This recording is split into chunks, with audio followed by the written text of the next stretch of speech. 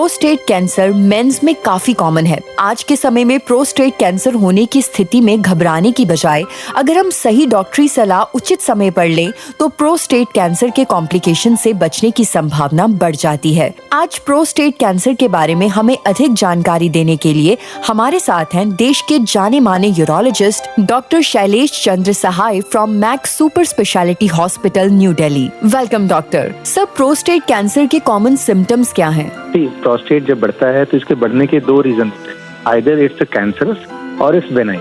तो अगर मैं इनिशियल सिम्टम्स की बात करूं तो वो चाहे वो बेनाइन प्रोस्टेटिक इनलार्जमेंट हो या कैंसरस हो, सिम्टम्स कॉमन होते हैं। बार बार पेशाब लगना, पेशाब की धार में कमी होना, रात में पेशाब के लिए बार बार उठना, या फिर एक बार में पेशाब का पूरी तरह से नहीं आना और एक सेंस ऑफ इनकम्प्लीट वॉइडिंग आपको महसूस होता है। ये सारे इनिशियल लक्षण प्रोस्टेट की वजह से होते हैं। सर, क्या ये कैंसर जेनेटिक फैक्टर्स की वजह से होता है और अगर किसी एक को होता है तो क्या बाकी फैमिली मेंबर्स को भी रिस्क होता है? तो अगर ये कैंसरस की मैं बात कहूँ तो ये थोड़ा इसमें जेनेटिक इम्पैक्ट भी हो सकता है। यानी अगर किसी आदमी के फैमिली में जो भी आपके पुरुष मेंबर हैं आपकी फैमिली के, अगर उनमें हिस्ट्री है प्रोस्टेट कैंसर की, तो आपको प्रोस्टेट कैंसर होने की संभावना एक आम आदमी की तुलना में 2 से 3 गुना ज्यादा होती है। यानी कि आपको ज्यादा सतर्क रहने की आवश्यकता है अगर आपकी फैमिली में किसी को भी प्रोस्टेट कैंसर की हिस्ट्री है तो। सर, प्रोस्टेट कैंसर के डिफरेंट ट्रीटमेंट ऑप्शंस क्या क्या हैं? तो सबसे पहले तो इसको डायग्नोज करने के लिए आपको एक ब्लड टेस्ट होता है जिसे हम सीरम पीएसए कहते हैं, और अगर वो पीएसए का लेवल आपके रेंज से बाहर है तो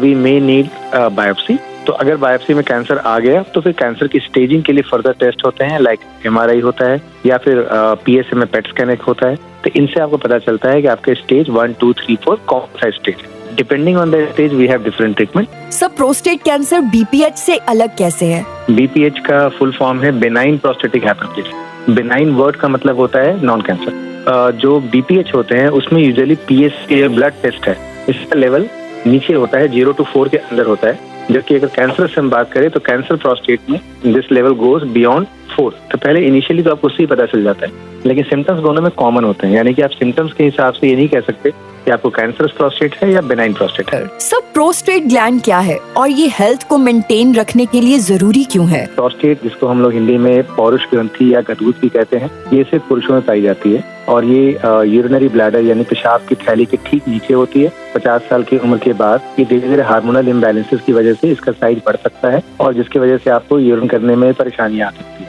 These symptoms initially when it starts, तो यूरिन बार बार जाना पड़ सकता है, पेशाब की धार में कमी हो सकती है या रात में बार बार पेशाब के लिए उठना पड़ सकता है। तो ये इसके इनिशियल सिम्टम्स या लक्षण होते हैं। सब प्रोस्टेट कैंसर से रिलेटेड हमारे लिसनर्स के लिए आपकी तरफ से क्या मैसेज होगा? देखिए, मेरी तरफ से यही सबको एक मैसेज है कि अगर आपकी उम्र 50 साल के आसपास है तो आपको एक एनुअल हेल्थ चेकअप जरूर करना चाहिए, और उस एनुअल हेल्थ चेकअप में हर मेल मेंबर का सीरम पीएसए इंक्लूडेड होता है। तो यानी कि अगर आप साल में एक बार सिंपल ब्लड टेस्ट भी करते हैं तो उससे आपको काफी हद तक ये स्क्रीनिंग हो जाती है कि आपके प्रोस्टेट कैंसर होने की संभावना तो नहीं है। तो हेल्थ चेकअप जरूर करें, और अगर यूरिन में कोई भी इस तरह के सिम्टम्स हैं तो उसको एक नॉर्मल फिनोमेना ऑफ एजिंग मान के इग्नोर ना करें, आप अपने निकट के यूरोलॉजिस्ट के पास जाएं। सब प्रोस्टेट कैंसर के कॉमन सिम्टम्स क्या हैं? प्रोस्टेट जब बढ़ता है तो इसके बढ़ने के दो रीजन होते हैं, आइदर इट्स कैंसरस और इट्स बेनाइन।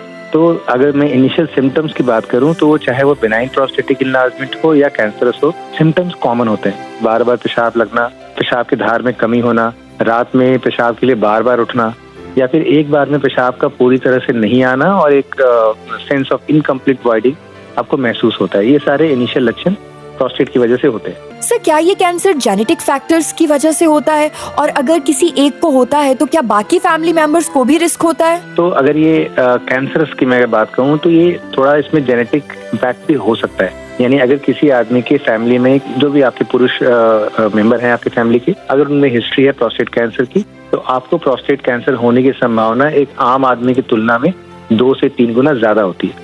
यानी कि आपको ज्यादा सतर्क रहने की आवश्यकता है अगर आपकी फैमिली में किसी को भी प्रोस्टेट कैंसर की हिस्ट्री है तो।